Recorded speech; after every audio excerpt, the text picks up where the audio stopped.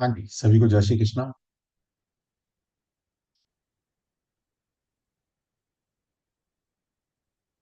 जय श्री कृष्ण सर। जय श्री कृष्ण। जय श्री जय कृष्णा जी। श्री कृष्ण सर। जय श्री कृष्णा जय सभी श्री को। कृष्ण सर। जय श्री जय कृष्ण। श्री कृष्णा, जय श्री कृष्णा सभी को। सभी को जय श्री कृष्ण। जय श्री कृष्ण सर। जय श्री कृष्णा जी, जय श्री कृष्ण। जय श्री कृष्ण सर। जय श्री कृष्णा। चलिए, तो आज हमारा क्लास का फर्स्ट डे है। कुछ चीजें पहले दिन बता देता हूँ ताकि आगे समझने में आसान रहेगा। ठीक है। तो सबसे पहले तो अपने गुरुओं को, अपने माता पिता को धन्यवाद देंगे, उनसे ब्लेसिंग लेंगे कि जिनकी वजह से हम ये ऑपरेशन साइंस सीख पा रहे हैं, क्योंकि ये ईश्वरीय विद्या है, ईश्वरीय ज्ञान है। इसको बिना गुरु के आशीर्वाद के, बिना डिवाइन की ब्लेसिंग के, बिना अपने माता पिता की ब्लेसिंग के ये विद्या पढ़कर भी सीख नहीं पाओगे। ठीक है, तो पहले उनका आशीर्वाद ले लेते हैं। तो सभी पहले अपनी अपनी आंखें बंद करें 30 सेकंड के लिए। जिस एनर्जी को आप मानते हैं उनको याद करेंगे, अपने कोई गुरु है तो उनको धन्यवाद करेंगे, उनसे ब्लेसिंग लेंगे और अपने माता पिता को थैंक्स बोलेंगे। ओके, तो हम फिर ये सेशन स्टार्ट करते हैं। ठीक है।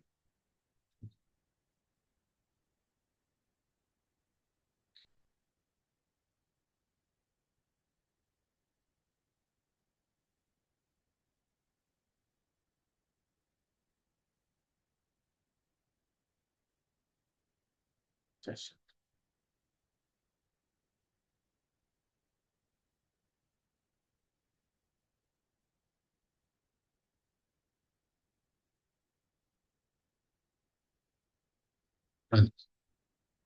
ठीक है, आ जाइए सभी। तो आज हमारी फर्स्ट क्लास है। आज से हमारी टैरो की जर्नी स्टार्ट हो रही है। ठीक है।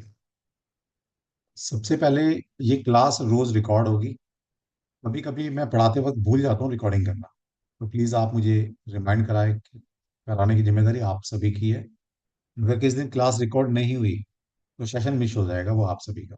उसको रिकॉर्डिंग नहीं देख पाओगे। ये ध्यान देंगे आप। ठीक है, मैं अक्सर भूल जाता हूँ, तो मुझे याद दिला दें कि सर रिकॉर्डिंग ऑन कर ली।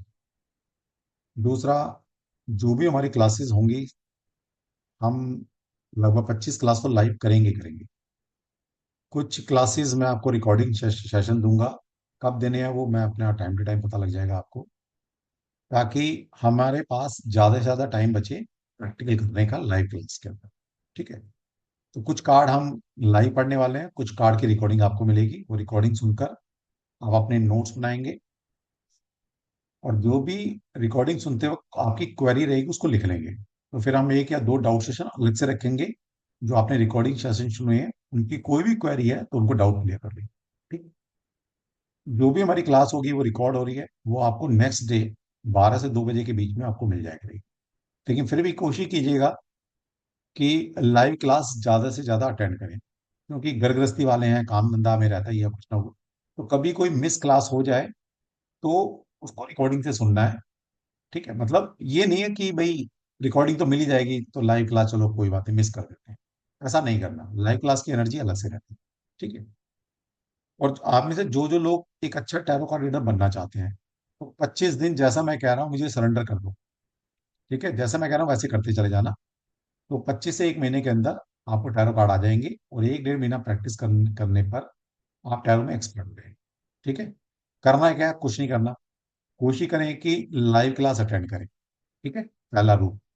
कोशिश करें लाइव क्लास अटेंड करें, और लाइव क्लास अटेंटिवली। ये नहीं कि घर का काम भी कर रहे हैं और फिर मतलब ऐसे बड़े सारे स्टूडेंट करते हैं कि किचन में भी काम कर रहे हैं, ईयरफोन लगा दिया, सबकी क्लास भी कर रहे हैं। ऐसा ना करें। पहली क्लास ईमानदारी से लाइव अटेंड करें, बैठकर अटेंड करें, सब कुछ छोड़कर अटेंड करें। और इस क्लास को 24 घंटे के अंदर अंदर एक बार दोबारा और सुन लें। जिसने ऐसा कर लिया ईमानदारी से, और अभी हम मेडिटेशन सिखाएंगे आपको, 2-3 क्लास के बाद मेडिटेशन सिखाऊंगा आपको। जिसने एक 40 दिन का प्रोसेस रहता है मेडिटेशन का, कार्ड को मेडिटेट करना है। ओके। अब क्यों करना है सीखेंगे, आपको कैसे करना, क्यों करना, क्या लॉजिक है इसके पीछे। जिसने ये कर लिया 40 दिन मेडिटेशन, और 1 घंटा मेरी लाइव क्लास, और इस क्लास को दोबारा 24 घंटे के अंदर दोबारा सुन लेना। जिसने ऐसा कर लिया, आप में से 90% लोगों को टैरो वैसे ही समझ में आ जाएगा। 10% लोग ऐसे हो सकते हैं, कुछ स्लो लर्नर, तो नहीं बोलूंगा मैं। तो हमारी गृहस्थी में भी जंजाल इतना सारा रहता है कि बहुत कुछ दिमाग में चल रहा होता है। तो कभी कभी ऐसा होता है कि 2 बार सुनने से भी बहुत सारी चीजें क्लियर नहीं होती, तो तीसरी बार सुन लो, है ना? तो तीसरी बार सुन लो, चौथी बार सुन लो क्लास को, क्योंकि रिकॉर्डेड लेक्चर है, जितनी मर्जी बार सुनते रहना बस। तो सबको आ जाएगा, कोई चिंता की कोई बात नहीं है। लेकिन 90% लोगों को 2 बार सुनने से, 1 बार लाइव और 1 बार रिकॉर्डिंग सुनने से, पूरा अच्छा टैरो कार्ड समझ में आ जाएगा। ठीक है। अभी 2-3 क्लास जब तक हमारी होती हैं, तब तक थोड़ा शांति रखना। वो सारे क्यूरियोसिटी आपके दिमाग में उठेगी, वो सारे क्वेश्चंस आएंगे दिमाग में। लेकिन अभी 2 क्लास के बाद या 3 क्लास के बाद हमारा एक एक बड़ा ही शानदार सेशन होगा। वो करने के बाद आपके बहुत सारे क्वेश्चन के आंसर उस दिन आपको मिल जाएंगे। ठीक है। तो वो पहले दिन नहीं सिखाता, ताकि 1-2 क्लास में आपका हमारा सिंक्रोनाइजेशन बन जाए, आपका हमारा एक और मैच कर जाए। ठीक है। तो 2-3 क्लास के बाद हम वो करने वाले हैं। कोई भी ओकल्ट साइंस सीखने के लिए 2 शब्दों का हमेशा याद रखें। साईं जी के 2 शब्द हैं, श्रद्धा और सबूरी। श्रद्धा का मतलब है फेथ, विश्वास। ठीक है। अगर आपको जिस गुरु में आप पढ़ रहे हैं उस गुरु में विश्वास है, जो विद्या आप पढ़ रहे हैं उस विद्या में आपका विश्वास है, और डिवाइन जिसको भी आप भगवान मानते हैं उसमें अगर आपका ब्लाइंडली विश्वास है, तो डेफिनेटली इस विद्या को सीखने के लिए आपको कोई भी दुनिया की ताकत रोक नहीं सकती। ठीक है। तो ये जरूरी है रखना। दूसरा है पेशेंस। सबूरी, सबूरी का मतलब है सब्र, पेशेंस। तो एक अच्छे कंसल्टेंट की सबसे बड़ी निशानी है कि उसके पास पेशेंस होना चाहिए। जितना आप पेशेंस रखेंगे।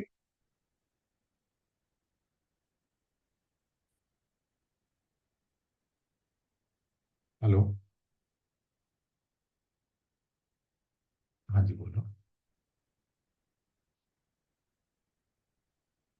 यस यस, प्लीज बताइए। नमस्कार।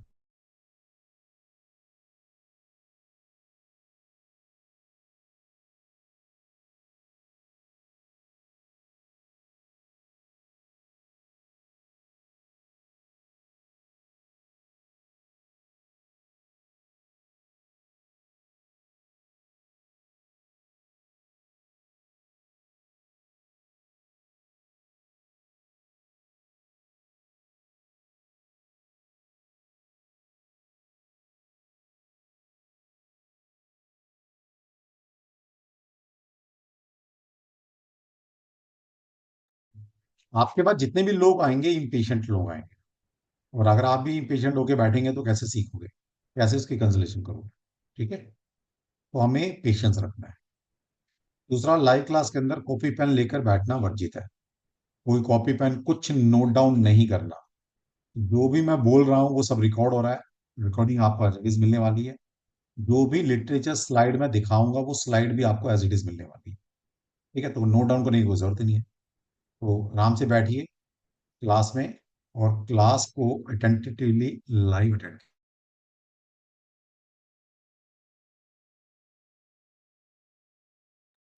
हाँ जी, वो थोड़ा इंटरनेट मेरा ला गया था। ठीक है। तो जिसने भी ये गाइडलाइन को फॉलो कर लिया, वो एक अच्छा टैरो कोऑर्डिनेटर बन जाए। क्योंकि आज हमारी फर्स्ट क्लास है, थोड़ा आराम से पढ़ेंगे हम, कोई ऐसी जल्दबाजी नहीं है हमारे पास। तो आज अपने डाउट जो है वो क्लियर कर लो। जो भी आपका टैरो से रिलेटेड क्वेश्चन है, जो भी मिथ है, तो डाउट है ना? क्योंकि आज पहली क्लास में निकाल लो उसको।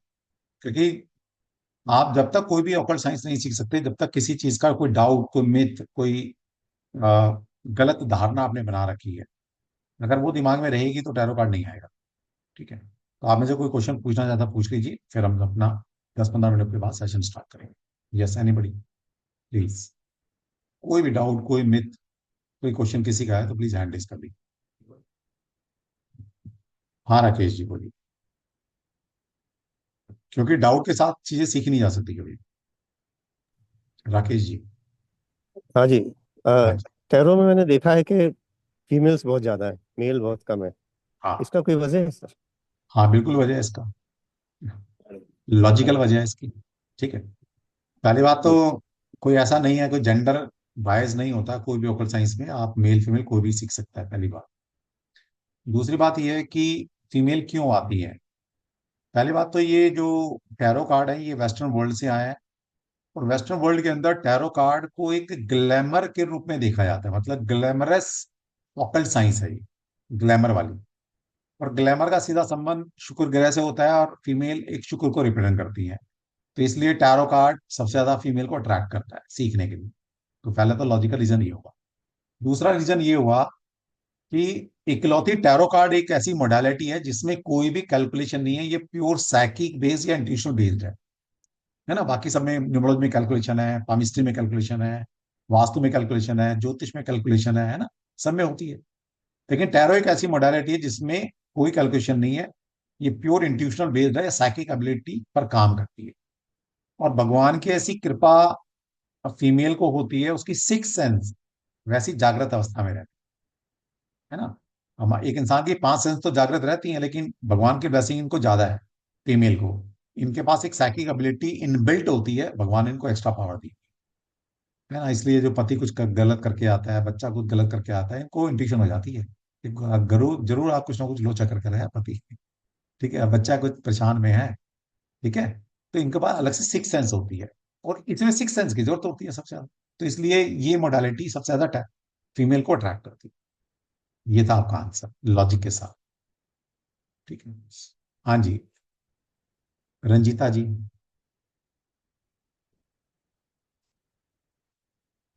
नमस्ते सर।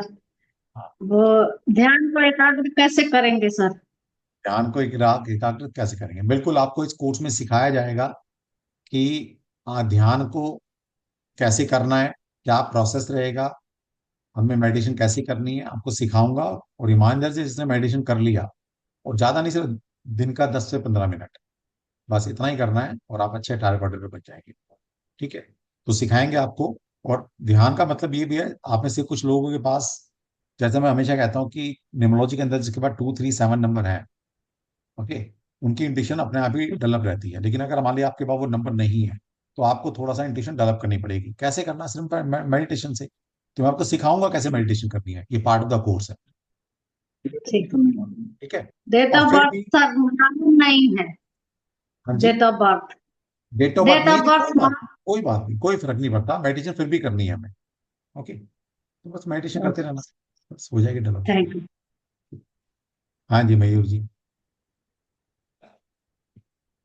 जय श्री कृष्ण सर। जय श्री कृष्ण। हाँ जी।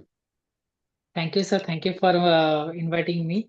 तो सर मेरा एक ऐसा मतलब क्वेश्चन एक्चुअली थोड़ा सा एस्ट्रोलॉजी के रिलेटेड है कि हाँ मेरा जो मून है ना वो हाँ 8th हाउस में है।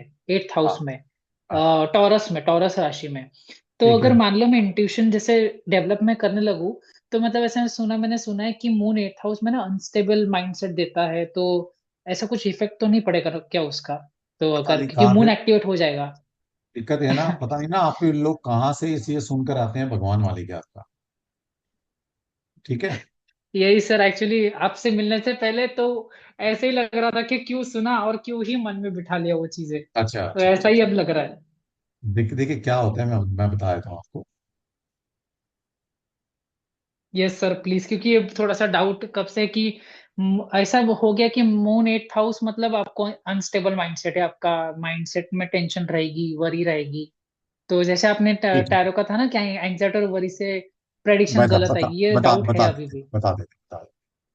सबसे पहली तो बात ये होती है कि चंद्रमा का जो सबसे बड़ा बल है वो होता है पक्ष बल, ठीक है, पक्ष बल। जिसे सुना है गलत सुना है। अब लॉजिकली ध्यान से समझ लेना, जितना अच्छा टैरो कार्ड रीडिंग रीडिंग आप कर सकते हैं, तो सूर्य कहाँ बैठा है ये बता दो।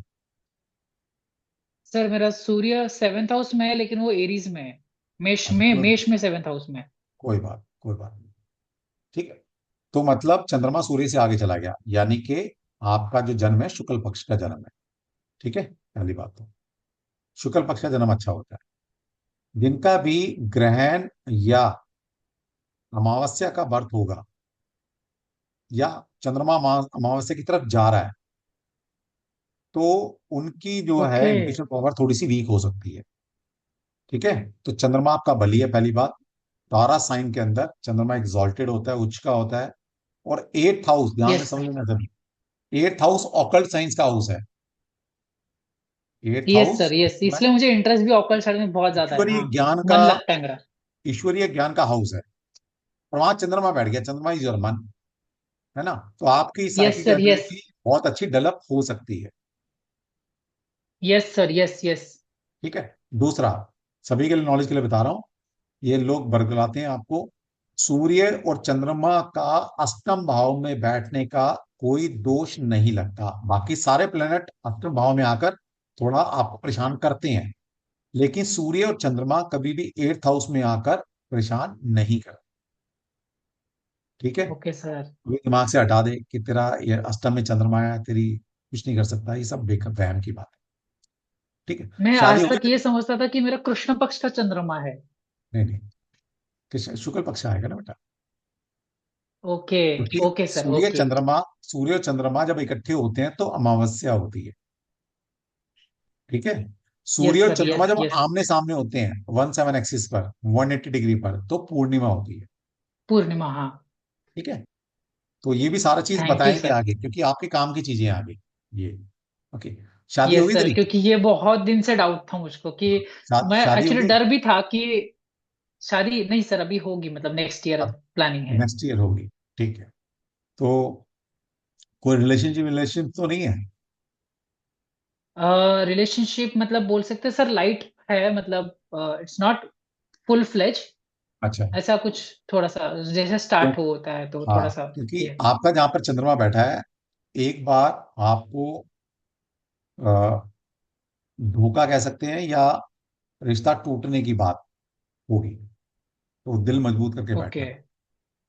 ठीक है। ओके सर, ठीक है, चलिए। ठीक है सर, ठीक है। बट थैंक यू सर, ये डर। चलो ठीक है। ठीक है, चलो और किसी का कोई क्वेश्चन प्लीज, एनीबडी? 2 मिनट और है हमारे पास अभी, फिर हम सेशन स्टार्ट करते हैं, थोड़ा बहुत आज पढ़ेंगे। ओके। ठीक है, चलिए, कोई किसी का क्वेश्चन नहीं? बहुत बढ़िया। तो सबसे पहले, जैसे मैं हमेशा बात करता हूँ, ओकल साइंस सीखने के लिए नो डाउट नंबर, प्लैनेट, ये सब रोल प्ले करते हैं, लेकिन इससे ऊपर की बात है।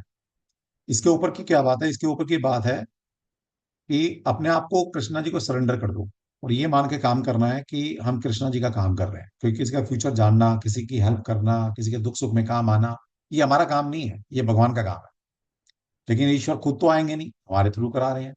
तो इसका मतलब है हमारा नाम कृष्णा जी की गुड फेथ में है, कहीं ना कहीं अच्छी डायरी में उन्होंने हमारा नाम लिख रखा है, जो हमें चूज किया है अपना काम कराने के लिए। तो जो जो लोग सरेंडर करके काम करेंगे, उनको हाजी नाजी जान के काम करेंगे, तो मैं कहता हूँ चाहे आपके पास नंबर है या नहीं है, आपकी कुंडली में ज्योतिषी बनने के या टैरो कार्ड रीडर बनने के योग है या नहीं है, डजंट मैटर। ठीक है। आपके अगर भाव अच्छे हैं, क्या भाव अच्छे हैं?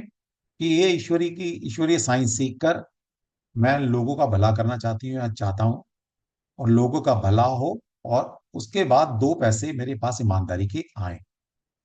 अगर इस इंटेंशन के साथ काम करोगे, सक्सेस थोड़ी लेट मिल सकती है, लेकिन मिलेगी जरूर, ये याद रखें। ठीक है। तो आपने ये दो दो तीन चार चीजें बिल्कुल दिमाग में रखें। चलिए। तो वैसे तो आप सभी हमारे स्टूडेंट, कहीं ना कहीं वेबिनार में कोई ऐसा तो नहीं जिसने कोई वेबिनार ना सुना हो, या लाइव वेबिनार में अटेंड नहीं किया हो? कोई ऐसा है कि हमारे बीच में? हैंड रेज कर लीजिए प्लीज, अगर कोई ऐसा है तो। कोई नहीं है ऐसा। ठीक है। तो कहीं ना कहीं आप सभी अवेयर हैं पहले से मेरे से, और कार्ड के बारे में थोड़ा थोड़ा आप सभी जानते हैं।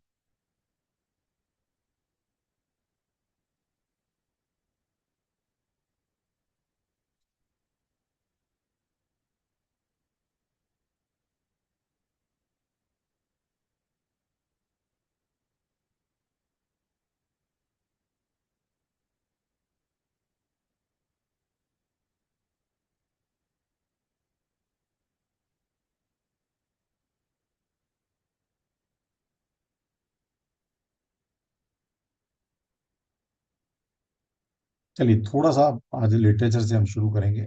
और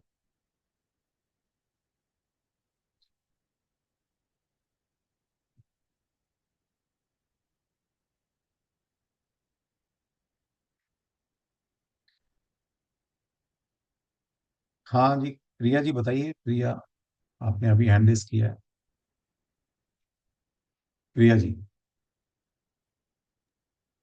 जय श्री कृष्णा सर। जय श्री सो कृष्ण। एक्चुअली मैं आपकी उसी बात के लिए हैंड रेज की थी कि मैंने अभी तक मतलब मैं इस फील्ड से बिल्कुल हटके हूँ, मतलब अलग हूँ, नहीं मुझे नॉलेज नहीं है इतना ज्यादा, बट स्टिल हाँ मुझे अच्छा लगता है कि हाँ भी अगर कोई मेरे पास आ रहा है मैं उसकी हेल्प किसी भी तरीके से कर पाऊँ। तो सेशंस की बात हो रही थी तो मैंने मतलब अभी तक कोई सेशन अटेंड नहीं किया, मैं वही आपके लिए बस उसी वजह से मैंने हैंड रेज किया था सर। ठीक है। देखिए, सबसे पहली बात तो यही है कि आप अब हमारे पास आ गए हो, ठीक है ना। तो कोई दिक्कत ही नहीं है आपको। जिसको कुछ भी नहीं आता वो बहुत अच्छा टैरो ऑडिटर बन के जाएगा। जिसको कुछ भी नहीं आता, फर्स्ट टाइम टैरो की शक्ल देख रहा है, फर्स्ट टाइम टैरो पढ़ रहा है, ठीक है। हर बच्चा पहली बार पहली क्लास में आता है ना, तो ये कहता है शायद सर हम सीख पाएंगे नहीं सीख पाएंगे, इतना मुश्किल है, ये है, इतनी सारी चीज याद रखनी पड़ेंगी। कुछ याद नहीं रखना, सिर्फ आपने लाइव क्लास अटेंड करनी है और क्लास को एक बार दोबारा 24 घंटे के अंदर दोबारा सुन लेना, ठीक है। और कुछ नोट्स अपने बना लेने हैं। जो मैं नोट्स बनाए हुए हैं मैंने, वो तो मैं दूंगा ही दूंगा। खुद अपने हाथ से भी बना लें तो बहुत बेहतर है, ठीक है। तो सबसे पहले टैरो की हिस्ट्री क्या है, टैरो कहाँ से आए। ओके, तो सबसे पहली बात है कि जो टैरो शब्द है, ये TAROT, टैरट, इसको टैरट नहीं बोलते, इसको टैरो बोलते हैं। इसमें टी साइलेंट रहता है, ठीक है। तो ये ध्यान रखें। तो क्योंकि छोटी छोटी गलतियां नहीं करनी, क्योंकि अब हम कंसल्टेंट बनने वाले हैं, तो कभी भी टर्मिनोलॉजी में हम गलत नहीं बोलेंगे। इसको टैरो बोलेंगे, टैरट नहीं बोलेंगे। तो टैरो की हिस्ट्री क्या है, कहाँ से आए, मतलब इनका वजूद कब से क्रिएट हुआ, ये हमें पता होना चाहिए। एटलीस्ट कोई पूछ ले हमसे। The most common theory go to ancient Egypt and थाओ।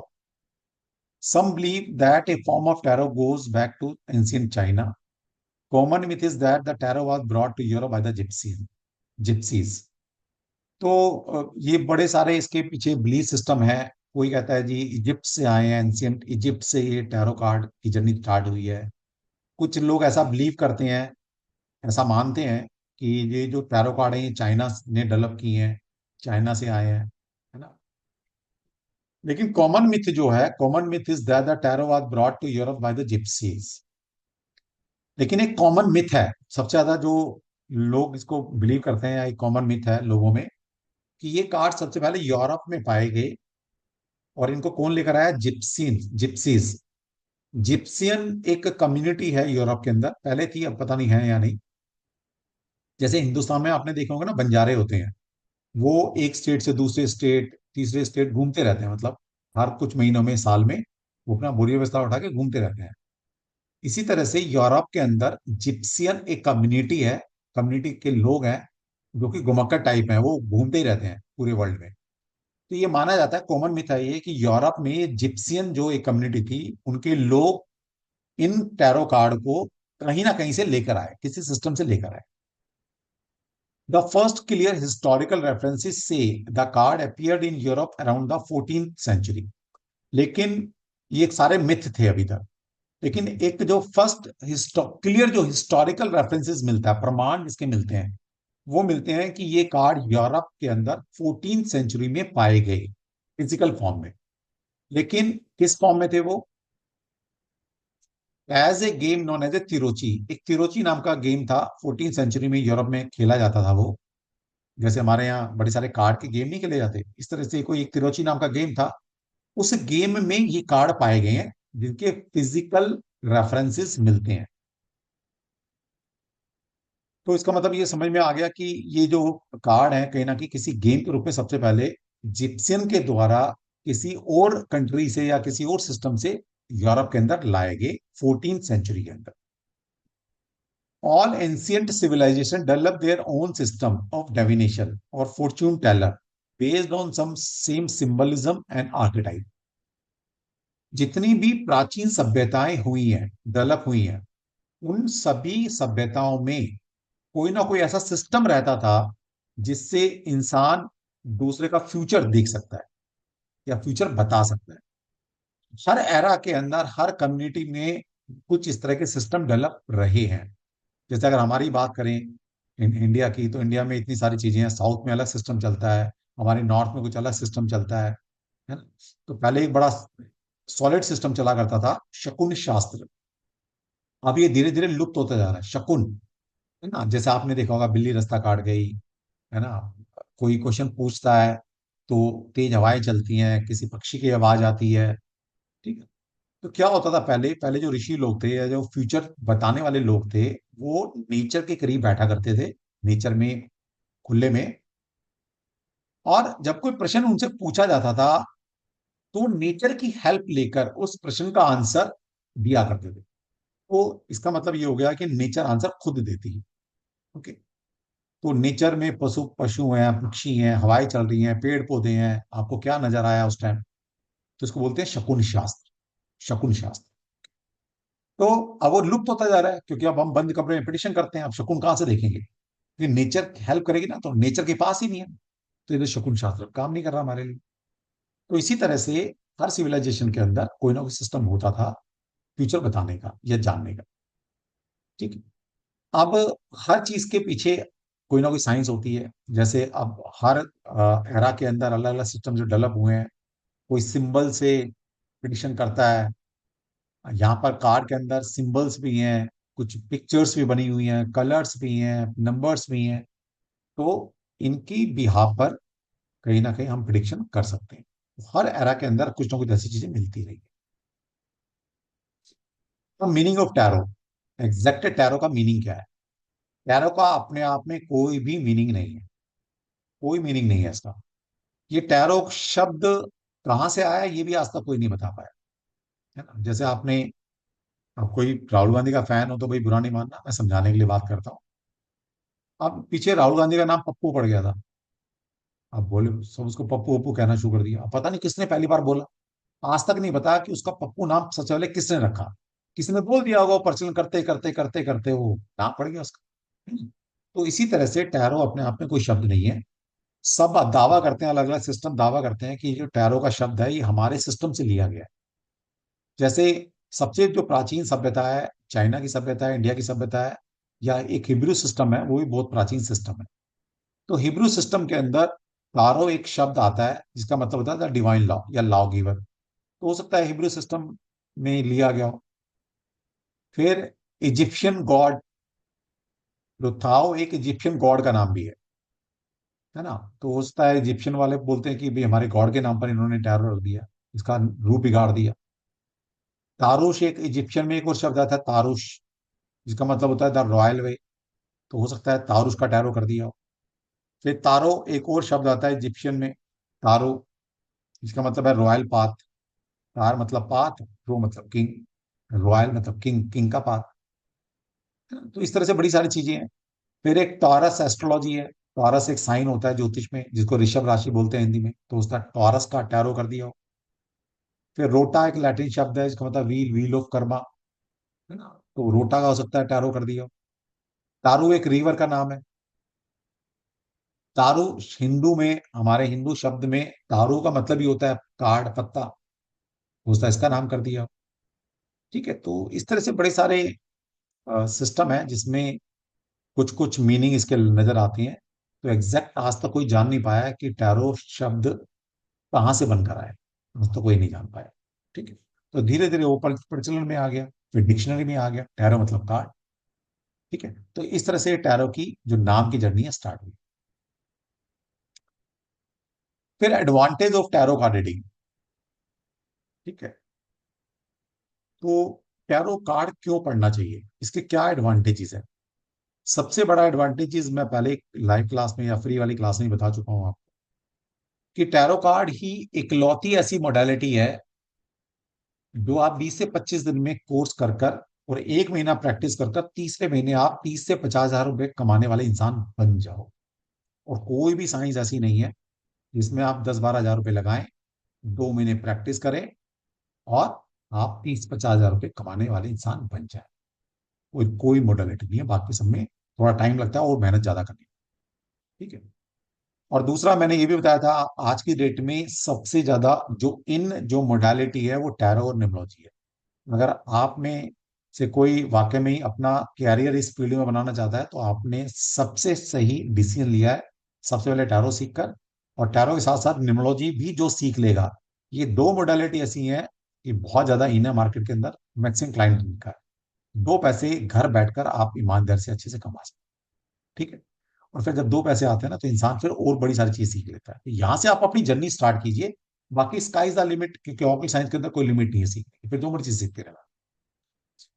दूसरा, करेक्टर एनालिसिस। तो हम देखेंगे जब हम टैरो कार्ड पढ़ेंगे, तो टैरो कार्ड कितना अच्छा आंसर देते हैं किसी के करेक्टर। करेक्टर का मतलब गुड और बैड करेक्टर से नहीं है, किसी इंसान के बारे में जानना, है ना, किसी इंसान की पर्सनैलिटी को जानना, उसकी लाइक डिसलाइक को जानना। तो बहुत आसानी से टैरो कार्ड हमें बताता है। कैसे बताएंगे, आगे सीखने वाले आगे। Glimpses of future. Tarot card की जो जर्नी है, या टैरो कार्ड की जो प्रिडिक्शन है, वो हमें जो दिखाती है, वो लगभग 9 महीने से लेकर 1 साल तक की दिखाती है। लोग कर रहे हैं 5-5 साल की प्रिडिक्शन कर रहे हैं, 2-2 साल की प्रिडिक्शन कर रहे हैं, नहीं आएगी। क्योंकि tarot card reading is kind of prashna kundli. और ऋषियों ने प्रश्ना कुंडली, जब ज्योतिष में प्रश्न कुंडली हम पढ़ाते हैं, वहां ज्योतिष में ऋषि ने एक रिकमेंडेशन दी गई है कि जो प्रश्न कुंडली है, वो 9 महीने या 1 साल के लिए काम करती है।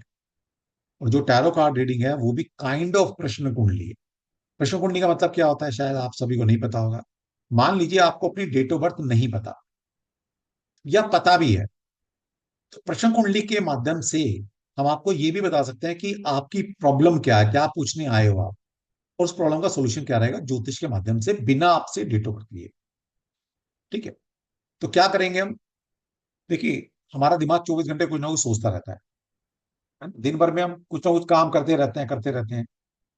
तो मान लीजिए अचानक से आपके दिमाग में आया, बच्चे का ख्याल आया, ऐसे, या पति का ख्याल आया, या अपने बारे में ख्याल आया कि यार मेरे प्रोफेशन का क्या होगा आगे।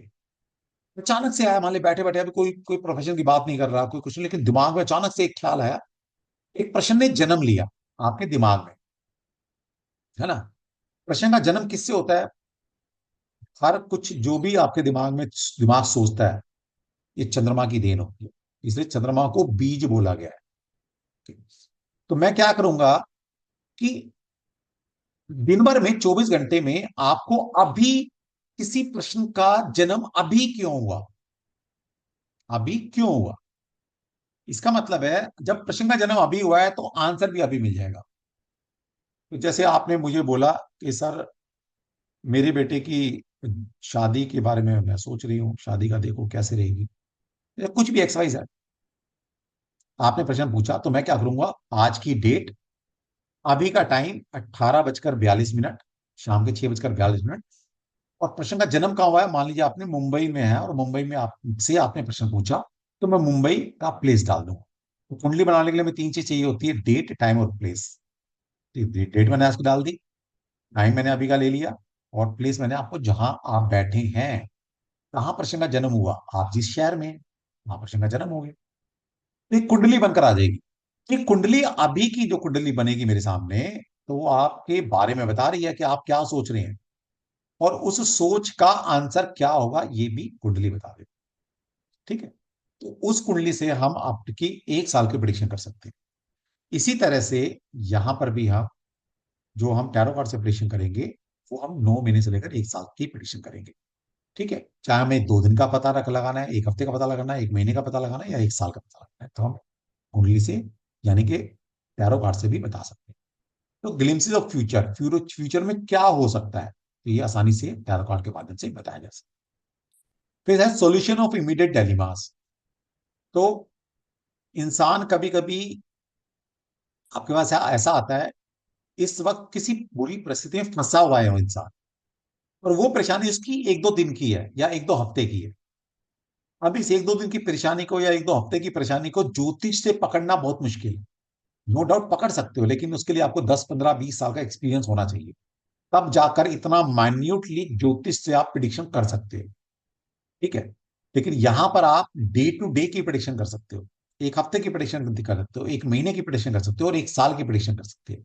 कैसे करेंगे, ये आने वाले वक्त में हम सीखने वाले हैं। ठीक है। तो और प्रॉब्लम जो है, उसका सोल्यूशन क्या रहेगा, वो भी कार्ड आपको बताएगा। फिर है हेल्पिंग इन मेडिटेशन। तो ये मैं हमेशा से कहता आया हूं कि आप कोई भी ओकल्ट साइंस सीखते हैं, कोई भी ईश्वरीय विद्या सीखेंगे, आप ज्योतिष, वास्तु, टैरो, न्यूमरोलॉजी, पामिस्ट्री, लाल किताब, हीलिंग, कुछ भी सीखेंगे, एट द लास्ट जब आप प्रिडिक्शन करते हैं तो प्रिडिक्शन करने में कैलकुलेशन के साथ साथ आपकी इंट्यूशन सबसे ज्यादा काम आती है। सिर्फ और सिर्फ कैलकुलेशन के बेस पर आप किसी का फ्यूचर डिसाइड नहीं कर सकते, आप फ्यूचर की प्रिडिक्शन नहीं की जा सकती। फ्यूचर की प्रिडिक्शन करने के लिए किसी भी मोडालिटी में आपकी इंट्यूशन, आपकी साइकिक एबिलिटी लगती ही लगती है। अगर ऐसा ना होता तो अब तक इतने बड़े बड़े सॉफ्टवेयर बनाने वाले बैठे हैं, इतने बड़ी बड़ी कंपनीज बैठी है, सॉफ्टवेयर बना देते अब तक वो, अगर कैलकुलेशन से प्रिडिक्शन आती। लेकिन आज तक किसी भी मोडालिटी में फ्यूचर जानने के लिए कोई भी सॉफ्टवेयर नहीं बना है ना। अब आया आर्टिफिशियल इंटेलिजेंस, तो ये भी आर्टिफिशियल इंटेलिजेंस है, एक्चुअल इंटेलिजेंस नहीं आई है। एक्चुअल इंटेलिजेंस इंसान के पास है, वो मशीन के पास नहीं हो सकती कभी। ठीक है, तो इसलिए आज तक कोई सॉफ्टवेयर नहीं बना। और इंट्यूशन डेवलप कैसे होती है? इंट्यूशन का सबसे बढ़िया तरीका डेवलप करने का मेडिटेशन, और ये कार्ड आपको मेडिटेशन करने में हेल्प करेंगे। कितनी अच्छी बात है। तो जिस दिन आपको टैरो कार्ड रीडिंग आ गई, इसके साथ साथ चाहे आप आगे ज्योतिष सीखें, वास्तु सीखें, न्यूमरोलॉजी सीखें, उन सब साइंसेज में ये टैरो कार्ड आपकी हेल्प करने में। ठीक है, तो कितनी अच्छी बात है। तो आपके टैरो कार्ड ये मेडिटेशन में आपको हेल्प करेंगे। और इन टैरो कार्ड से कैसे मेडिटेशन करनी है, इन टैरो कार्ड से हम अपनी लाइफ की कौन सी डिजायर को फुलफिल कर सकते हैं सिर्फ मेडिटेशन कर कर, कार्ड को देखकर, ऐसा भी हम करेंगे और सीखेंगे और आपको सिखाएंगे भी, और क्लाइंट को भी आपने ये रेमेडी देनी। फिर है developing the entity power. Yes, जैसे मैंने बताया कि एट द लास्ट जो हम प्रिडिक्शन करते हैं उसमें हमारी इंट्यूशन पावर सबसे ज्यादा काम आती है, चाहे कुछ भी सीखें। और टैरो कार्ड तो है ही प्योर इंट्यूशनल बेस्ड। ओके, जैसे जैसे आपकी कार्ड की जर्नी आगे चलती चली जाएगी, आपकी intuition day by day develop होती चली जाएगी।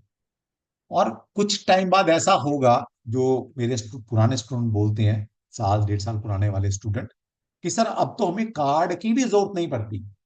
तो क्लाइंट सामने आता है, क्लाइंट क्वेश्चन पूछता है, अचानक से हमारे दिमाग में ही सामने दो तीन कार्ड फ्लैश कर जाते हैं, और कब कार्ड हमें दिखते हैं, बिना कार्ड निकाले कार्ड दिखते हैं, और हम बता देते हैं तुम्हारे साथ ये हो रहा है या तुम्हारा ये सोल्यूशन रहेगा।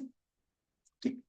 तो जैसे पिक्चरों में हम देखते हैं, या हमने सुना होगा, पुराने सिद्ध महात्मा ऋषि लोग किसी आश्रम में हम जाते थे पहले, हमारे बड़े जाते हैं, या पिक्चरों में जो दिखाते हैं, ऋषि कोई कैलकुलेशन करता है, कोई कार्ड निकालता है, कोई नंबर देखता है, कोई कुंडली बनाता है? क्या नहीं बनाता। आप ऋषि के पास जाते हैं, उसके सामने खड़े होते हैं, वो आपकी साइकिक को रीड कर लेता है बिना किसी टूल के माध्यम से।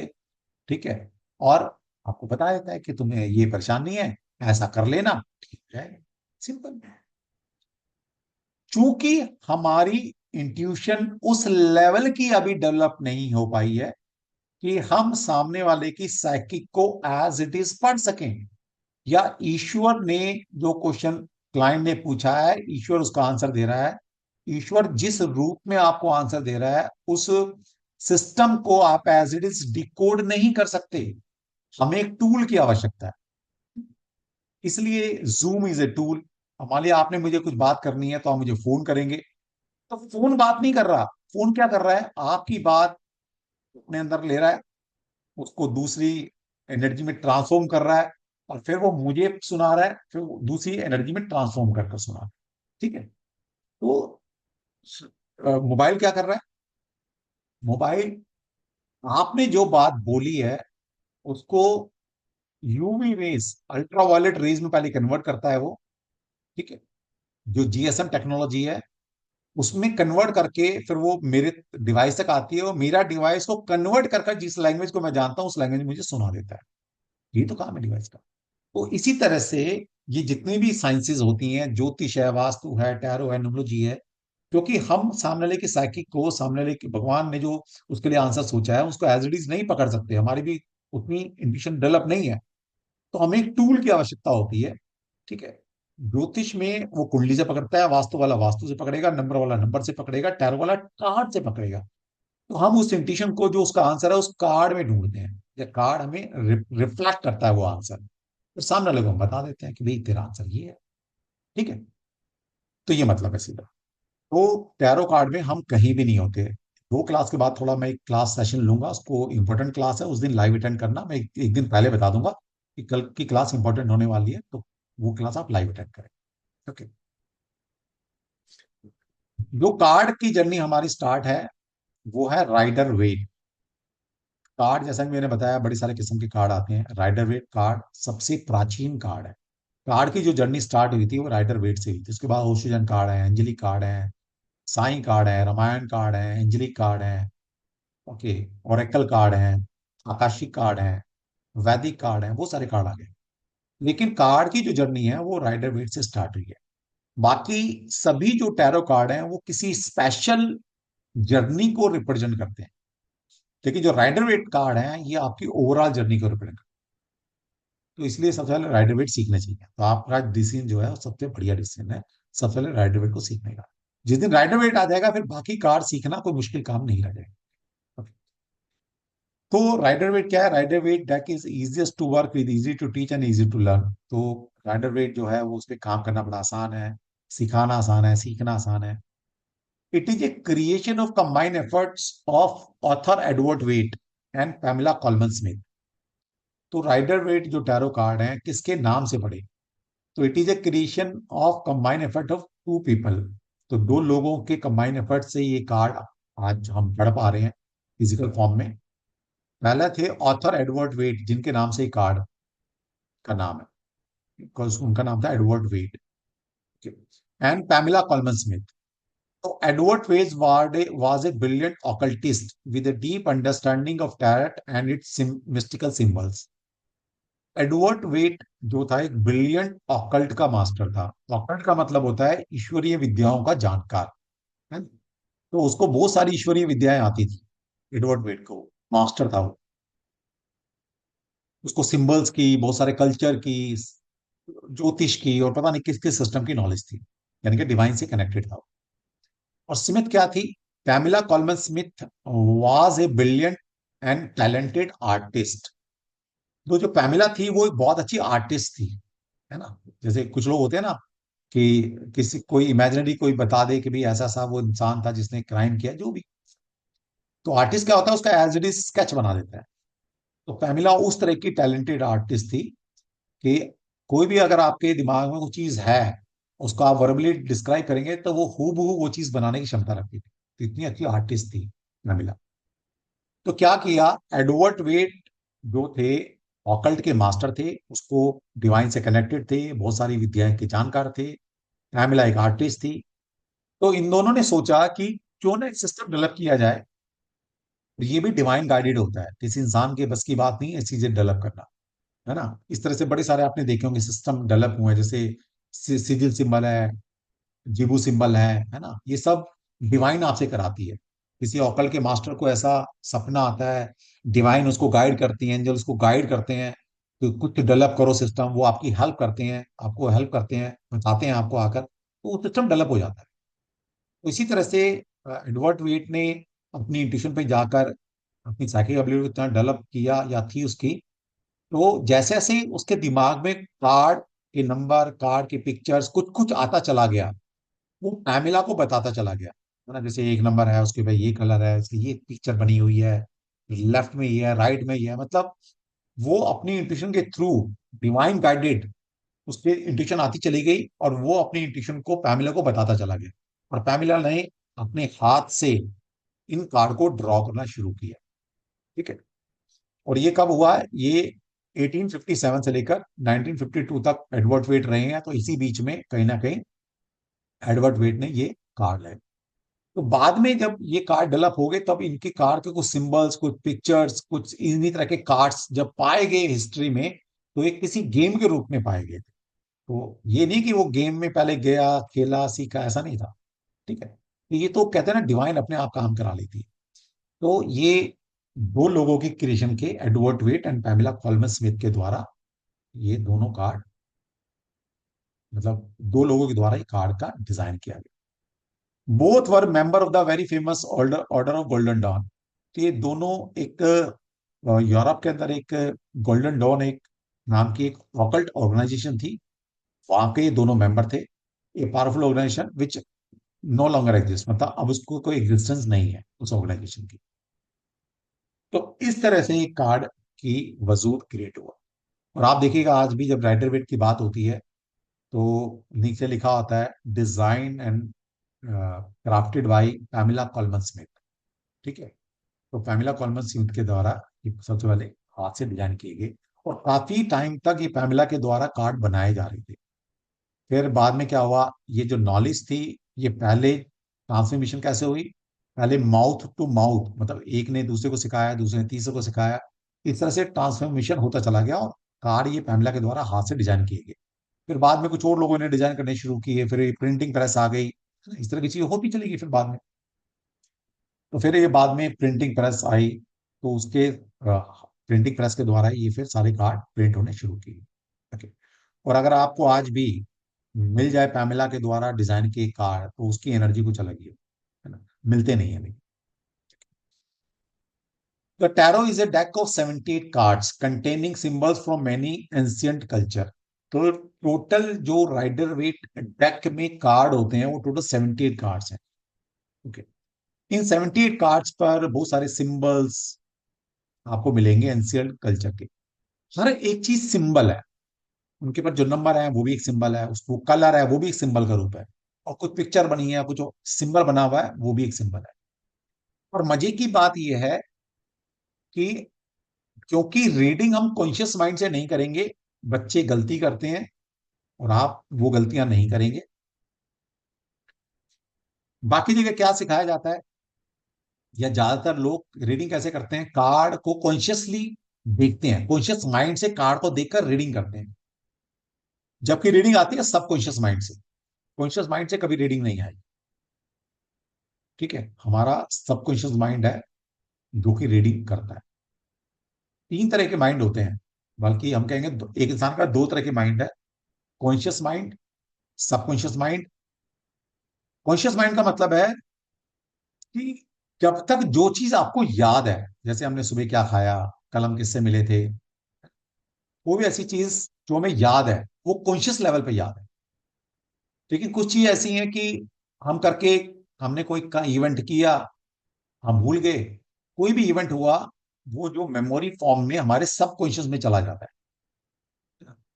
तो हमने जितनी भी लाइफ में एक्सपीरियंसेस किए हैं, एक एक पल का डाटा हमारी एक और हार्ड डिस्क है, उसमें ट्रांसफर हो जाता है, उसमें ट्रांसफर हो जाता है। तो लेकिन हमारे कॉन्शियस माइंड की एक लिमिटेशन है याद करने की। ठीक है, तो थोड़े दिन तो याद रहता है, लेकिन उसके बाद फिर वो दूसरी मेमोरी में शिफ्ट हो जाता है, सबकॉन्शियस में शिफ्ट हो जाता है। इसलिए आपने देखा होगा कि पीएलआर कर पास्ट लाइफ रिग्रेशन कर हम आपकी इस जर्नी नहीं, पिछली भी जर्नी के बारे में बता सकते हैं। कैसे बताते हैं, क्या रीड करते हैं वो हम हमारे जो पीएलआर में ले जाकर आपको हिप्नोटाइज कर या मेडिटेशन में ले जाकर आपको उनके सबकॉन्शियस को जागृत कर सबकॉन्शियस से आंसर निकालते हैं, यानी कि उस पिछले वाले मेमोरी से डाटा निकालते हैं। जिस तरह से आपने गूगल या फेसबुक में या व्हाट्सएप पर फर्स्ट टाइम जब अकाउंट बनाया होगा, और आज तक चाहे आपको 10 साल हो गए, 15 साल हो गए, जितने भी साल हो गए,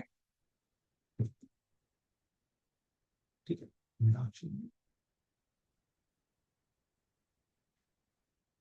ठीक है, जितना भी टाइम हो गया आपको, इसको मैं पहले आंसर कर दूं। हेलो, जय श्री कृष्ण। हाँ, कर दूंगा, मैं अभी कर दूंगा, क्योंकि क्लासेस 9 तारीख से, ठीक, मैं कर लूंगा क्लास में। नहीं नहीं, आज नहीं, 9 तारीख से एंड होगा। हाँ, ठीक है।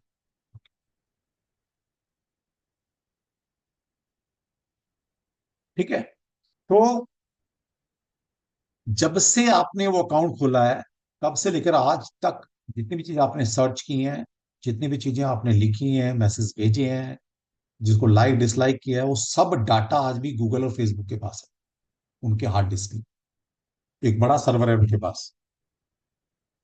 इसलिए आप देखिएगा, आप अपने एंड से कोई भी चैट डिलीट कर देते हैं, लेकिन क्राइम वाले आपको पकड़ लेते हैं ना, जैसे पकड़े जाते हैं, मोबाइल पकड़ लिया, मोबाइल क्यों ढूंढती है पुलिस, क्योंकि मोबाइल में तो सब चीज डिस्ट्रॉय कर देते हैं, आप अपने एंड से मिटा दिया, लेकिन मिटती नहीं है वो मिटती नहीं है कभी भी।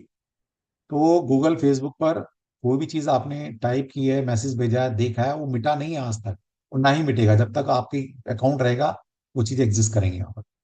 इसी तरह से जब से हमारी सोल की जर्नी स्टार्ट हुई है, सोल आत्मा की जर्नी, अब हमें पता नहीं आत्मा ने कौन सा शरीर लिया है, हमारा 10वां जन्म है, 50वां जन्म है, 100वां जन्म है या दूसरा जन्म है, हमें नहीं पता। ठीक है। सोल की जर्नी जब से स्टार्ट हुई है आपकी और अब तक की जर्नी, जितने भी आपने लाइफ में एक्सपीरियंसेस लिए हैं, इवेंट देखे हैं, कुछ किया है, वो सारा डाटा आपके सबकॉन्शियस में आज भी मौजूद है। आज भी मौजूद है। और मजे की बात है कि हमारा सबकॉन्शियस माइंड को कोई भाषा नहीं आती। हमारा जो सबकॉन्शियस माइंड है वो किसी लैंग्वेज को नहीं जानता। वो एक ही लैंग्वेज समझता है, सिंबल की भाषा। वो कोई लैंग्वेज नहीं जानता, वो सिंबल की भाषा को समझता है। तो कुछ भी लिखा होता है वो उसको सिंबल में कन्वर्ट करता है, सिंबल के फॉर्म में याद रखता है, सिंबल के फॉर्म में अपने सबकॉन्शियस माइंड में वो डाटा को फीड कर लेता है। इसलिए आप देखिएगा आज भी इस मॉडर्न एरा के अंदर भी हम सिंबल को बहुत ज्यादा प्रायोरिटी देते हैं। जब आपने याद कीजिए, जब आपने पहली बार किताब खोली होगी, है ना, ए फॉर एप्पल पढ़ा होगा, या हम अपने बच्चों को पढ़ाते हैं A for apple, B for ball, C for cat, है ना, डी फॉर डॉग। तो जब आपने अपनी पुरानी बुक को याद करो या बच्चे की बुक देख लेना, ए फॉर एप्पल लिखा होगा, एक कोने में छोटा सा लिखा होगा और पूरे पेज पर एप्पल बना हुआ है। सी फॉर कैट, इतनी बड़ी कैट बनी होगी और सी छोटा सा लिखा होगा। धीरे धीरे जैसे हमारी लर्निंग ऊपर चलती जाती है, हम बड़ी क्लास में आते रहते हैं, है ना, तो ये पिक्चर कंप्रेस होती चली जाती है, सी फॉर कैट बड़ा होता चला गया। और फिर एक टाइम ऐसा आता है कि ए फॉर एप्पल, अब एप्पल दिखाने की जरूरत नहीं है ए को याद करने के लिए, वो फीड हो गया ए फॉर एप्पल। तो हमें ए पता है और पता है कि ए का मतलब क्या है। तो धीरे धीरे होता है। और आज भी हम सबसे ज्यादा यूज करते हैं इसको। जैसे आप सभी ने ड्राइविंग टेस्ट दिया होगा, है ना, आपने लर्निंग लाइसेंस बनवाया होगा, आपने अपना ड्राइविंग लाइसेंस बनवाया होगा। तो उसके उसमें सबसे पहले आपका जब लर्निंग टेस्ट हुआ होगा तो उसमें क्या होगा, बहुत सारे सिंबल्स याद किए होंगे आपने, है ना, कि भाई आगे रेड लाइट है, आगे तिराया है, आगे चौराया है, आगे स्कूल है, आगे हॉस्पिटल है, आगे टी पॉइंट है, आगे उतराई है, चढ़ाई है, आगे रेलवे फाटक है। तो इन सबके सिंबल आपने याद किए होंगे। अरे क्या जरूरत थी सिंबल की, लिख भी तो सकते थे। सिंपल लिख दो भाई, रुकिए, चलिए, ठहरिए, है ना, आगे स्कूल है, आगे टी पॉइंट है, आगे स्पीड ब्रेकर है, आगे हॉस्पिटल है, लेफ्ट मुड़ना मना है, राइट मुड़ना मना है, आगे रेलवे फाटक है। लिख भी तो सकते थे, लिख भी तो सकते थे, क्यों नहीं लिखा? कभी सोचा आपने क्यों नहीं लिखा? और इसका यूज हम ट्रैफिक में ज्यादा क्यों करते हैं? सोचने की बात है। ठीक, सोचने की बात है। क्यों नहीं करते, क्यों नहीं लिखा वहां पर? क्योंकि हमारा सबकॉन्शियस माइंड सिंबल की भाषा जानता है, वो बहुत अच्छे से रीड कर लेता है। और जो हम ड्राइविंग करते हैं वो कॉन्शियस माइंड से नहीं करते हैं, हम अपने सबकॉन्शियस माइंड से ड्राइविंग करते हैं। जब तक हम कॉन्शियस माइंड से ड्राइव करते हैं तो हमसे गलतियां होती हैं। जैसे याद करो अपना वो ड्राइविंग का फर्स्ट डे या पहले एक हफ्ता जब आपने ड्राइविंग सीखी होगी, जब ड्राइविंग सीट पर बैठे होंगे तो पहले दिन आपको बताया गया होगा भी ये ड्राइविंग है, ये क्लच है, ब्रेक है, मिरर ऐसे करना, वैसे करना, डिक्की ऐसे खोलनी, बोनट ऐसे खोलना। फर्स्ट डे, सेकंड डे में आपको बताया गया होगा चलो भी धीरे धीरे गाड़ी चलाओ। फिर आपने स्टीयरिंग संभाला होगा, फिर इंस्ट्रक्टर साथ बैठा होगा या कोई आपका भाई बंधु जिसने सिखाया वो साथ बैठा होगा। उसने बोला होगा पहला गियर डालो, पहले बोला होगा गाड़ी स्टार्ट करो, तो आपने गाड़ी स्टार्ट की होगी। उससे पहले बोला होगा देखो गाड़ी में गियर न्यूट्रल है नहीं है, आपने न्यूट्रल किया होगा, गाड़ी स्टार्ट की होगी। तो इंस्ट्रक्टर ने बोला होगा पहले गियर में गाड़ी डालो, तो आपने पहला गियर देखा होगा, गियर को ऐसे कहा भाई गियर, ये गियर है, और गियर डाला होगा। मतलब आपका पूरा ध्यान गियर की तरफ है और गियर आप डाल रहे हो देखकर। आपने गियर में डाला, फिर आपने देखा सामने, देखो सामने देख के धीरे धीरे गाड़ी चला रहे हो। उसने बोला ब्रेक मारो, तो आप नीचे ब्रेक ढूंढ रहे हैं, कहाँ है ब्रेक? उसने बोला क्लच दबाओ, क्लच दबाओ, तो आपने देखा होगा पहले बार क्लच कहां पर है। फिर उसने बोला अरे भैया सामने देखो, सामने देखो, देखना सामने है, काम नीचे से करना है आराम से। तो आपने डांट भी खाई होगी इंस्ट्रक्टर से, अरे भाई मैंने बोल रहा हूँ कि सामने देखो, और आप कभी गियर की तरफ देख रहे हो, कभी नीचे, भाई ब्रेक कहाँ है, क्लच कहाँ है, एक्सीलेटर कहाँ है, ध्यान उसकी तरफ है आपका।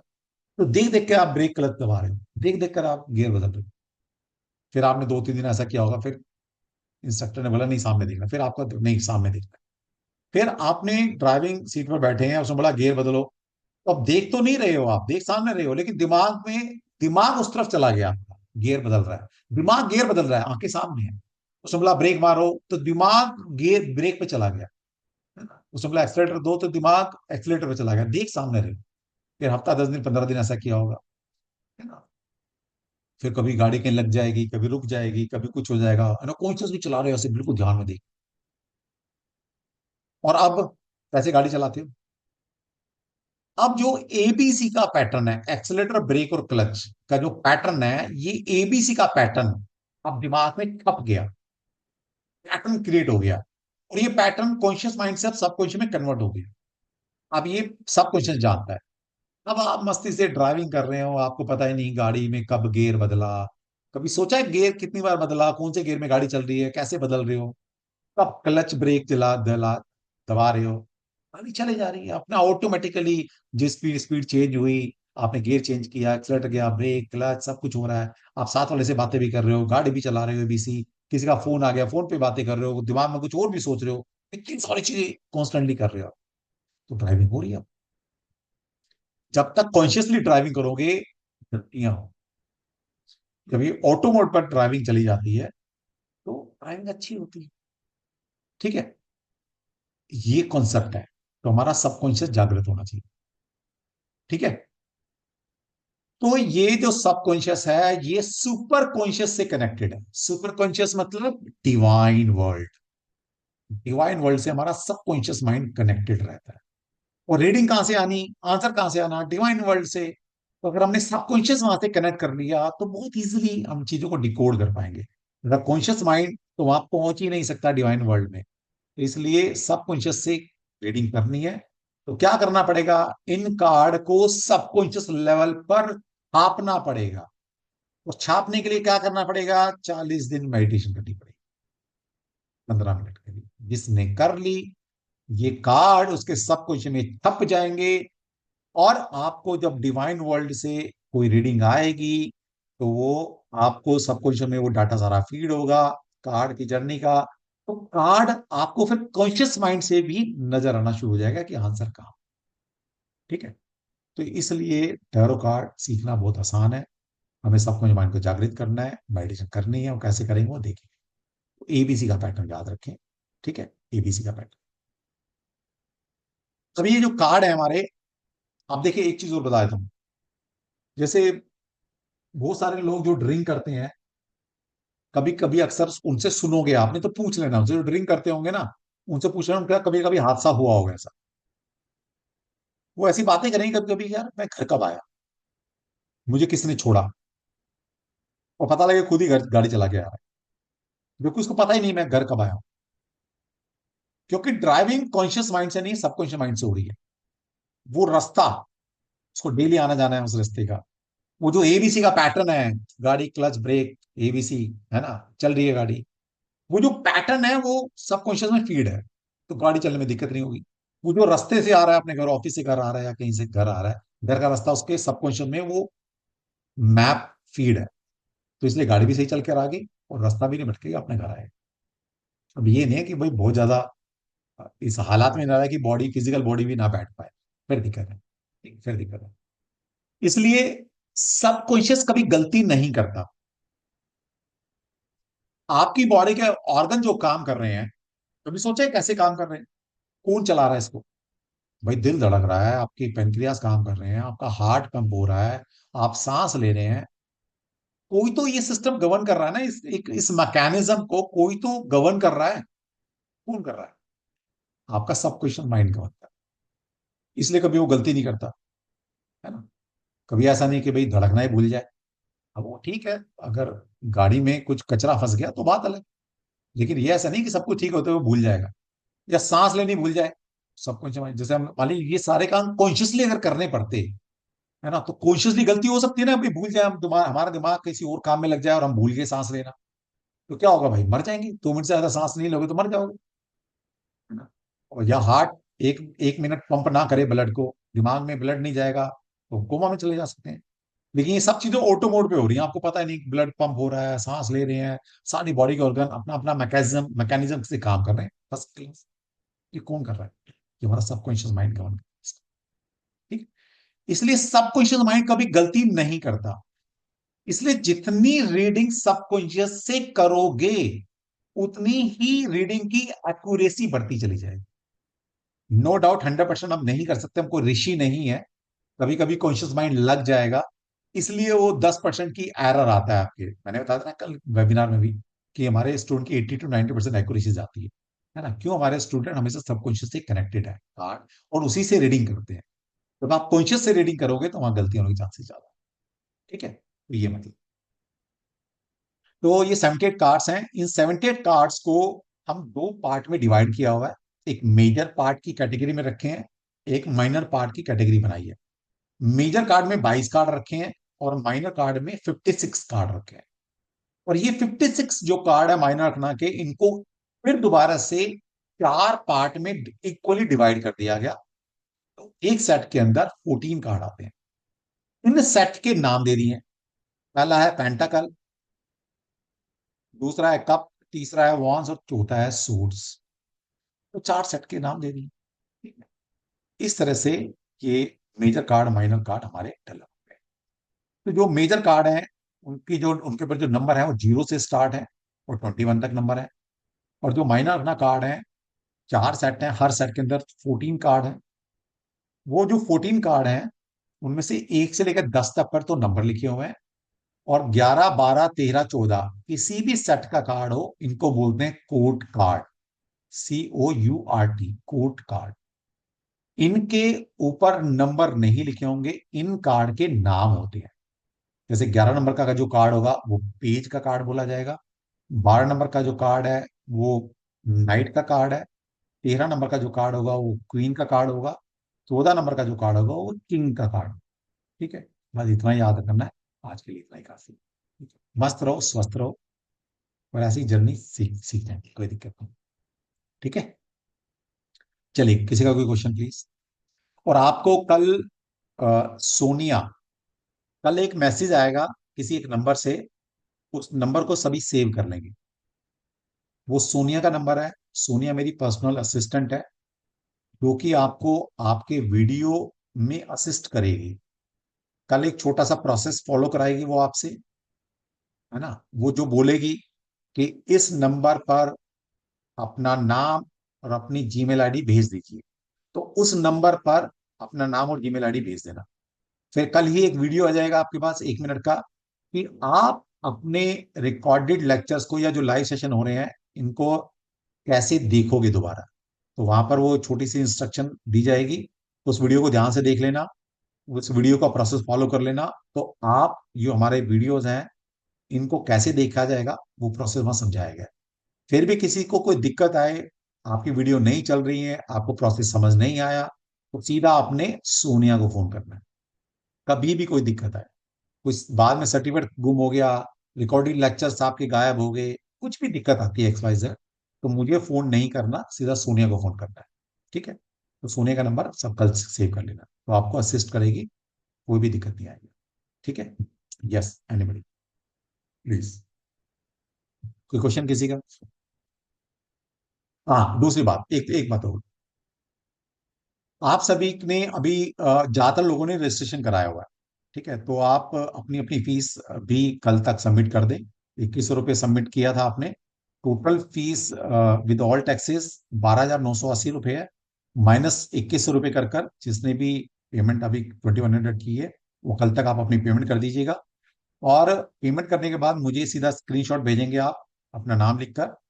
और उसके साथ साथ हमने आप सभी के लिए बोला था कि हम आपको 1500 रुपये के tarot card as a Diwali gift के रूप में देने वाले हैं।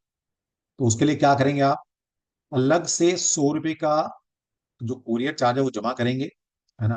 क्योंकि एक एनर्जी एक्सचेंज आपकी तरफ से होना चाहिए, तभी कार्ड की वैल्यू समझ में आएगी। तो कुरियर चार्ज हम आपसे ले रहे हैं सिर्फ तो या तो उसको फीस में ही इंक्लूड कर देना और लिख देना सर मैंने फीस में इंक्लूड कर दिया, या अलग से 100 रुपए का आप अलग से पेटीएम गूगल पे जो भी कर कर मुझे भेजेंगे।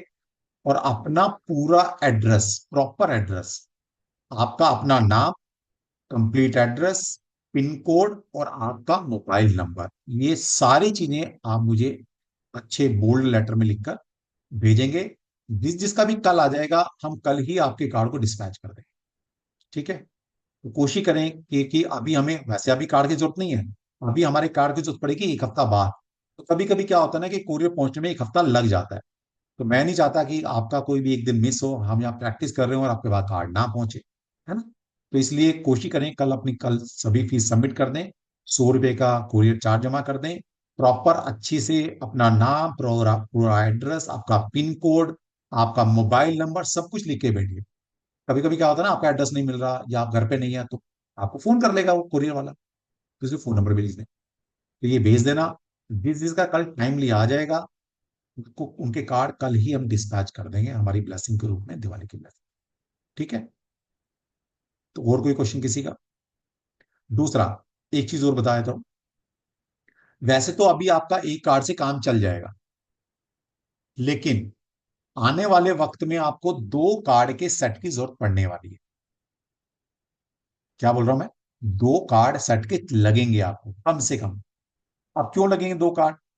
क्योंकि एक कार्ड का जो सेट रहेगा उससे हम सिर्फ रीडिंग करेंगे, और एक कार्ड का सेट जो है उससे हम रेमेडी को चार्ज करना, रेमेडी को निकालना या रेमेडी को डेवलप करना, उन कार्ड से करेंगे। तो जिन कार्ड से हम रीडिंग करेंगे उन कार्ड से कभी भी हम रेमेडी को चार्ज नहीं करेंगे, रेमेडियल पर्पज से जो हम टूल दे रहे हैं उसको चार्ज नहीं करेंगे। ठीक है, तो आपको 2 कार्ड के सेट की जरूरत पड़ने वाली है आगे। एक कार्ड तो हम आपको दे ही रहे हैं, दूसरा कार्ड अभी लेना चाहे अभी ले लें, हफ्ते बाद 10 दिन बाद लेना चाहे 10 दिन बाद ले लें। अभी आप कार्ड लेते हैं तो 1500 के हमारे कार्ड है, तो आप वो 1500 की पेमेंट भी करेंगे, तो इसी 100 रुपए के कोरियर चार्ज में आपके दोनों कार्ड हम आपको डिस्पैच कर देंगे। जो लोग अफोर्ड कर सकते हैं अभी, तो अभी आप 1500 रुपये एक्स्ट्रा जमा कर कर अपने दोनों कार्ड को मंगवा सकते हैं। या अगर नहीं अभी लेना है तो आप 100 रुपये का एक्स्ट्रा पेमेंट करेंगे, सिर्फ कोरियर चार्ज देंगे और हम आपको आपके कार्ड जो है डिस्पैच करें। ठीक है, जो अफोर्ड कर सकते हैं वो भी मंगवा लो, मंगवाने तो पड़ेंगे आप आगे आपको। ठीक है, तो ये हमारी तरफ से छोटी सी इंस्ट्रक्शन थी। हाँ जी, लाडी जी बोलिए, लाडी जी। सर आपने मुझे सजेस्ट किए थे ये वाले कार्ड्स, ये मैंने ले हाँ लिए हैं। हाँ, तो मुझे दूसरा सेट भी यही लेना है या आप मुझे कुछ और लिंक नहीं बताएंगे? नहीं, मैं बता दूंगा आपको, यही वाले ले लेना। आप तो बाहर थे ना, इसलिए मैंने आपको ये वाले बोल दिया था कि ले हाँ, लेना। मैं मार्च में आऊंगी तो फिर हाँ, वो जो आप देंगे वो मैं मार्च में कोई यूटिलाइज कर लूंगी। देखिए तो कार्ड लेकिन की ये जर्नी तो ऐसी है कि कार्ड डिस्कार्ड भी करने पड़ेंगे, कोई कार्ड रफ हो जाएंगे, कोई फट जाएगा, कोई कुछ हो जाएगा, है ना। तो ये हर नहीं बार आप, हमारे 6-8 महीने बाद कार्ड डिस्चार्ज होते रहेंगे। तो ऐसा नहीं एक कार्ड ले लिया तो ओके, जिंदगी भर चलेगा, तो हम भी आपसे कार्ड नहीं देंगे। लेकिन अभी हाँ, जो अभी कोई दूसरा जरूरत नहीं सेट है अभी। लेना है। अभी आप रख लीजिए, मार्च में आप आ रहे हैं तो कोई बात नहीं, मार्च में हमसे ले लेना, अभी इससे चल जाएगा। नहीं, अभी आपने बोला ना एक से हमने करना है और रेमेडी एक करनी है। को एनर्जी हाँ, तो एक और ले रेमेडी। लीजिए आप अभी, आप एक और ले लीजिए आप अभी। सेम हाँ, सेम सेम वाला ले सेम लूं? लेना, सेम लेना है, सेम लेना। ठीक है, थैंक यू। दोनों सेम कार्ड लेने हैं हमें, ऐसा नहीं कि दूसरा हम कोई ओशिजन कार्ड लेंगे या दूसरा कार्ड लेंगे, दोनों सेम हाँ राइडर लेकिन वेट आप, लेने हैं। और जो लोग ये बाहर से राइडर परचेज वर्ड, करना चाहते हैं, हाँ जी, राइडर वेट है, राइडर वेट। आप जो क्लासिक डिजाइन टैरो आपने मेरे को लिंक भेजा था, ये राइडर वेट तो नहीं है? नहीं नहीं, ये राइडर वेट ही है, नाम दूसरा पड़ गया है, ओके नाम दूसरा है ओके लेकिन राइडर ओके, वेट है। ठीक है, ठीक, तो मान ओके लीजिए ओके। आप हमसे नहीं लेना चाहते, कोई बात नहीं, हम कोई कार्ड बेचने में इंटरेस्टेड भी नहीं रहते, लेकिन हम्म, जो वेबसाइट पे देखेंगे अच्छी क्वालिटी के कार्ड लेने हैं। कार्ड की कई बार इतनी घटिया क्वालिटी आती है कि वो महीना भी नहीं चलने वाले, क्योंकि कार्ड का पेपर अच्छा नहीं है, हल्का पेपर लगा दिया, लेमिनेशन नहीं है उसके ऊपर, कोटिंग नहीं है उसके ऊपर। तो पेपर हल्का होगा, कोटिंग नहीं होगी, लेमिनेशन नहीं होगी, तो वो कार्ड महीने में रफ हो जाएंगे, फिर वो स्लिपरी नहीं करेंगे। जैसे हम स्लिप करते हैं ना कार्ड, तो स्लिप नहीं करेंगे, रफ हो जाएंगे। ओके। तो जो 700-800 रुपए के कार्ड मार्केट में आपको दिखेंगे ना वेबसाइट पर, वो नहीं लेने आपने।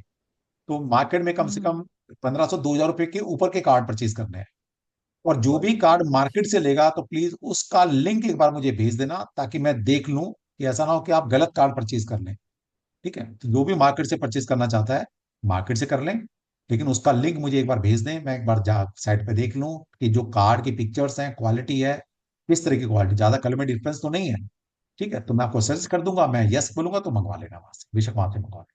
ठीक है। सर जो आपने कार्ड्स का सेट देना है, क्या पॉसिबल है कि मैं जब आऊंगी तब ले लूं या अभी आप कोरियर करना नहीं, चाहेंगे? कोई फायदा नहीं मैडम, जैसे इतना भी कोरियर चार्ज लग जाएगा, कोई फायदा नहीं है अभी। ठीक है। नहीं नहीं नहीं, अननेसेसरी। मेरा घर तो ओपन है, घर तो दिल्ली में खुला है, वो उसकी कोई ठीक बात है, नहीं, फिर उधर आप कोई भी अभी ले रिसीव। लो, दिसंबर में ले लो, जनवरी ले लो, मार्च, कभी ले लो, आपकी मर्जी है, हमारी तरफ से कोई फ्री है, आपकी मर्जी। ओके ठीक है। ओके ओके, ठीक है। चलिए, ठीक, क्योंकि मैं आके आपसे मिलना भी चाहूंगी। कोई बात नहीं ma'am, always welcome, always welcome, always. Okay sir, thank you thank you. चलिए जी, ठीक है, फिर कल मिलते हैं फिर क्लास में 6 PM। तुम्हारा डेली क्लास 6 to 7 PM रहेगी। कभी कभी ऐसा होता है बाई चांस मैं किसी विजिट पर निकला हूं तो टाइम से नहीं पहुंच पाया, वो वंस इन ए वाइल रहेगा, 2-3 हफ्ते में एक बार कभी हुआ तो हुआ, किसी बैच में होता भी नहीं है। तो उस दिन की क्लास के लिए हम सैटरडे क्लास ले लेंगे। और वैसे भी मैं सैटरडे क्लास लेता हूँ, बताता नहीं पहले, है ना, क्योंकि क्या था, मुझे पढ़ाने में मजा आता है। तो हमारी क्लास वैसे तो ऑफिशियली है मंडे टू फ्राइडे, लेकिन सैटरडे भी हम डाउट सेशन ले लिया, कुछ एक्स्ट्रा क्लास ले ली। ठीक है। तो धीरे धीरे मेरे साथ चलते रहना, रोज का रोज पढ़ना है हमें, ताकि हमें कोई दिक्कत ना आए। संपदा, बेटा पहले सिस्टम में हैंड रेज करोगे तभी तो मुझे समझ में आएगा, मुझे ऐसे समझ नहीं आएगा ना, अब तुमने हैंड रेज किया। ठीक है, बोलो। जय श्री कृष्ण सर। जय श्री कृष्ण। सर मैं ये पूछना चाहती हूँ कि क्लास एग्जैक्ट 7 बजे खत्म होगा कि उसके बाद भी थोड़ी देर नहीं नहीं, चलेगा? 7 बजे ही होगा, अभी तो क्या ना 10-5 मिनट मेरा अभी जो बैच है निमोलॉजी का मंडे से शुरू, मतलब 9 तारीख से शुरू होगा। तो 6 to 7 आपकी क्लास होगी, 7 to 8 मेरी निमोलॉजी क्लास होगी। तो 5-7 मिनट आगे पीछे हो सकता है, कभी मैंने 5 मिनट नहीं, पहले क्योंकि खत्म कर मैं भी दी। अबैकस क्लासेस लेती हूँ तो मेरा ऑनलाइन 7 बजे का क्लास रहता है नहीं, तो। 7 बजे रहेगा, अभी तो आज मेरी क्लास नहीं थी तो मैंने थोड़ा टाइम ज्यादा ले लिया। वरना कभी कभी 7:10 तक हम वाइंड अप कर देंगे, 7 कोई टॉपिक चल रहा है तो 10 मिनट और फालतू पढ़ा दिया बस। ठीक है। ओके, तो और 7 या सेकंड सात थिंग दस तक इज, क्लास खत्म। मैंने मैंने भी ये कार्ड मंगाए है एक मुंह से। ठीक है, ठीक है, बढ़िया है, बढ़िया, बढ़िया। ठीक है। हाँ ठीक है, एक बार एक बार अगर मुझे दिखा देना, इनकी रैंडमली 3-4 कार्ड की पिक खींच के मुझे भेज देना बस। ठीक है। Okay sir. हाँ। Okay sir. और जो मंगाने के लिए सोच रहे हैं मार्केट से या अमेजोन फ्लिपकार्ट से, तो प्लीज मुझे लिंक शेयर कर दें, मैं एक बार देख लूंगा, कार्ड सिमिलर होंगे तो फिर मैं यस बोल दूंगा, मंगवा लेना। ठीक। हाँ जी, मयूर जी बोलिए। जय Shri Krishna sir. Sir actually आप जैसे बोल रहे फीस का कल तो नहीं हो पाएगा सर, मतलब within days, within a week और विद इन 2 वीक्स में मतलब फीस का हो जाएगा। बट बट 1500 सर मैं कार्ड्स के लिए पे कर सकता हूँ अभी, तो वो हो सकता है क्या इससे? ठीक है, कोई बात नहीं, आप ऐसा कर लेना, कोई बात, कोई बात। हाँ सर, अभी मैं 1500 कार्ड्स का पे कर सकता हूँ। ठीक है, फीस का ठीक, जो है फंड्स मतलब नवंबर के एंड तक, तो उसके पहले तो आ ही जाएंगे सर, तब तक ठीक है, मैं हो कर दूंगा। हो ठीक है, सकता है ना ठीक, सर ऐसे? कोई बात, कोई कर लेंगे सर आप लोग। जैसे thank you sir, thank you. और अभी वैसे तो मैं मतलब थाने एरिया में रह रहा हूँ, मुंबई के। हाँ, तो आने में कितना टाइम लगेगा, क्योंकि अभी ना मैं एक्चुअली पढ़ रहा हूँ देखिए, रुड़की में, उत्तराखंड में। इंडिया में कहीं भी कार्ड एक हफ्ते के अंदर पहुंच जाते हैं, मैक्सिमम एक हफ्ता। Okay sir, okay. इसलिए इसलिए मैं कह रहा हूँ कि कभी कभी डिस्टेंस मैटर नहीं करता है, कभी कभी क्या हुआ, कोरियर वापसी आ गया, कोई दिक्कत हो गई, है ना, तो दोबारा भी भेजने पड़ेंगे, तो मैं इसलिए कह रहा हूँ कल अपनी सारी पेमेंट कर कर, पेमेंट का स्क्रीनशॉट, अपना पूरा एड्रेस, 100 रुपए का कोरियर चार्ज, या एक एक्स्ट्रा कार्ड चाहिए तो 1500 प्लस 100, 1600 रुपये अलग से वो भेजें। ठीक है, और जो अपनी बैलेंस फीस है वो सबमिट कर दें, तो हम कार्ड कल कार्ड कुरियर आपके कर देंगे, कल नहीं तो परसों तक तो सबमिट कर ही दें आप। ठीक है। ओके सर, 1600 में आपका अभी हाँ, वो कार्ड का मुझे ठीक है, बस वही पूछना था, मैं वो वाला ठीक अभी कार्ड का अभी मैं कर सकता हूँ सर। ठीक ठीक, कोई बात। ठीक thank you sir, thank you so much. Okay. ठीक। चलिए जी, फिर कल मिलते हैं 6 PM तक के लिए। जय श्री कृष्णा, मैं सभी को अल्लाह को जय श्री कृष्णा के लिए। यस, सभी को जय श्री कृष्णा। जय श्री कृष्णा सर, राधे राधे। राधे राधे, जय जय श्री श्री कृष्णा। जय श्री जय कृष्ण। श्री जय श्री कृष्ण। कृष्ण सर। जय श्री कृष्ण। जय श्री कृष्ण।